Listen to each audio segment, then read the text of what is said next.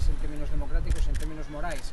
Nos denunciamos onte que se estaba incumplindo a norma, se está incumplindo a lei, a orden da Xunta de Galicia do 4 de xuño de 2008, onde se establecía no plan funcional, que é o plan aprobado que está vixente, que lle exhibimos onte ao señor Núñez Feijóo, onde constaba que tiña que haber 2 equipos médicos á tarde do 4 de agosto e non o sabía.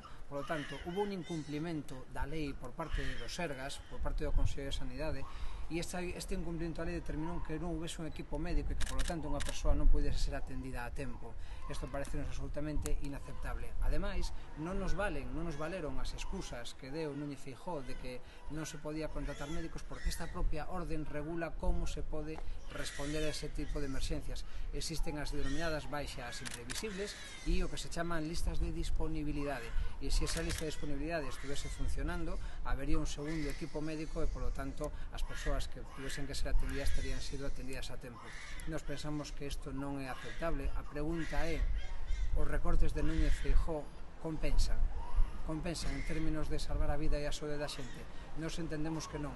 Por eso, onte lle fixemos un ofrecemento que hoxe o Grupo de Móvete a Estrada vai reiterar no Concello da Estrada.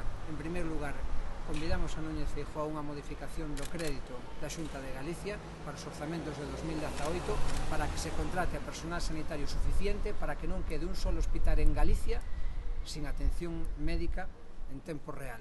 E, en segundo lugar, instamos unha comisión de investigación para que se aclare o sucedido e, sobre todo, para que non volva a suceder. Sí, Mar vai completar a información do que vamos a facer hoxe no Concello da Estrada. Sí, ben, como dixo Luís, hoxe é o primeiro pleno que temos no Concello da Estrada despois do suceso que pasou o 4 de agosto. Por eso nos xa anunciáramos despois do sucedido que íbamos a presentar unha moción donde a corporación local defendera a asistencia sanitaria de calidade nos centros de atención primaria. Nos parece importante tamén que a xente da Estrada coñeza realmente o que pasou, porque cando había que ter 2 equipos médicos realmente solamente había un, como dixo Luís, incumprindo a propia normativa da Consellería. Por lo tanto, entendemos necesario que se aclare, temos dereito a coñecer que é exactamente o que pasou, por iso defendemos e apoiamos o que onte o Grupo Parlamentario de En Marea propuxo no Parlamento galego de solicitar unha comisión de investigación.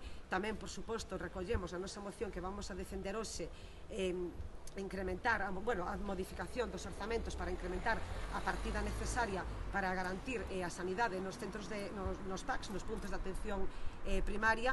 É importante que tamén dos 2 concellos reivindiquemos e aseguremos a sanidade e dos veciños. Sí que nos influye o que lle poida pasar aos veciños da Estrada cando veñen ao centro de atención primaria. Por iso entendemos que tamén é competencia nosa, ainda que sea competencia directa da Xunta dende a Estrada, tamén temos que decir algo. E, por suposto, queremos tamén que a corporación estradense rexeite as políticas públicas de recortes en sanidade e que defenda, como digo, unha sanidade de calidade nos centros de atención primaria.